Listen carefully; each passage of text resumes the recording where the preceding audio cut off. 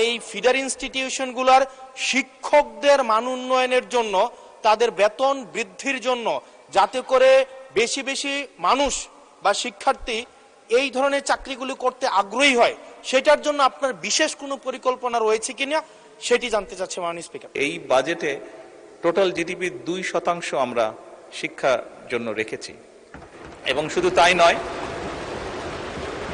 আমাদের যেটি পরিকল্পনা আছে, আমরা পরিকল্পনা মতন যদি আগাতে পারি, ইনশাল্লাহ আমরা শিক্ষা খাতে বাজেট 5 বছর শেষে 5% নিয়ে যেতে চাই।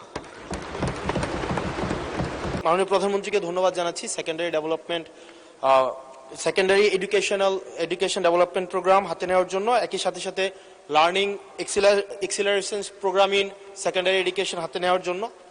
মাননীয় স্পিকার, আপনার মাধ্যমে আমার প্রশ্নটি হচ্ছে, একটা বিশ্ববিদ্যালয়ের শিক্ষার্থী অথবা যারা চাকরি প্রার্থীরা যখন প্রাথমিক বিদ্যালয়ে শিক্ষক হিসাবে চাকরি করতে যান, তখন সেখানে 11,000 টাকা বেসিক দিয়ে শুরু করেন বর্তমান প্রেক্ষাপটে।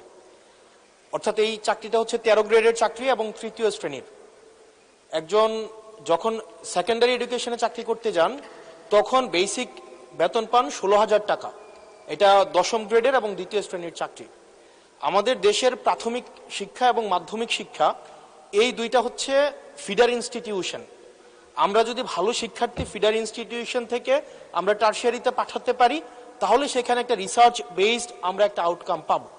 মাননীয় প্রধানমন্ত্রীর কাছে আমার প্রশ্ন, বর্তমান বাস্তবতায় 11,000 টাকা বেসিক এবং 16,000 টাকা বেসিক দিয়ে এই আসলে শিক্ষক হতে আগ্রহ নিয়ে এসে এখানে আসলে দিন শেষে সার্ভাইভ করা খুব কঠিন হয়ে যায়।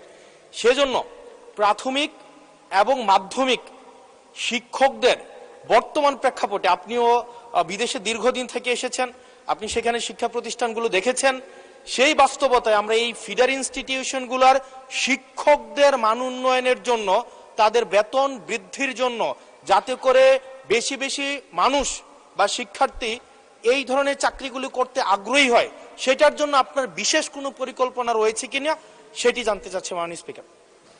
মাননীয় প্রধানমন্ত্রী। মাননীয় স্পিকার, আপনাকে ধন্যবাদ, এবং জনাব হাসনাত আপনাকেও ধন্যবাদ আপনার প্রশ্নের জন্য। আপনি নিশ্চয়ই খেয়াল করেছেন, এই বাজেট সেশনে আপনি উপস্থিত ছিলেন, এবং আমার এই প্রথম প্রশ্ন যেটা ছিল মূল প্রশ্ন, সেখানে আমি বলেছি যে এই বাজেটে টোটাল জিডিপির 2% আমরা শিক্ষার জন্য রেখেছি, এবং শুধু তাই নয়, আমাদের যেটি পরিকল্পনা আছে, আমরা পরিকল্পনা মতন যদি আগাতে পারি, ইনশাল্লাহ আমরা শিক্ষা খাতে বাজেট 5 বছর শেষে 5% নিয়ে যেতে চাই। এবং অবশ্যই এগুলো আমরা যখন দেখেছি, স্বৈরাচারের সময় শুধু বিল্ডিং হয়েছে, কিন্তু হিউম্যান রিসোর্সের কোনো উন্নতি হয় নাই। আমি আপনার সাথে সম্পূর্ণ একমত যে আমরা যদি আমাদের প্রাইমারি এবং সেকেন্ডারি এই শিক্ষকদেরকে যদি আমরা সঠিকভাবে ট্রেনিং দিতে না পারি, কিন্তু শুধু ট্রেনিং না, ট্রেনিংয়ের সাথে তাদেরকে তাদের সম্মানীয় যদি বৃদ্ধি করতে না পারি, তাহলে অবশ্যই আমরা প্রত্যাশা করি না যে তারা ভালো কিছু ডেলিভার করতে পারবেন।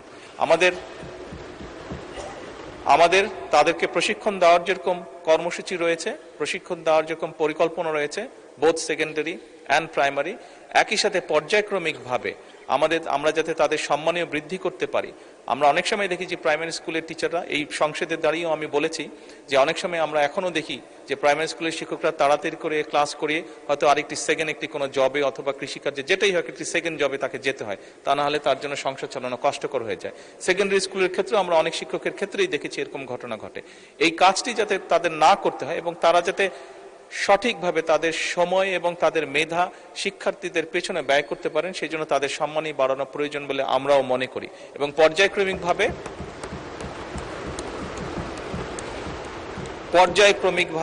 আমরা এই কাজটি ইনশাল্লাহ করব এই দেশে। ধন্যবাদ মাননীয় স্পিকার।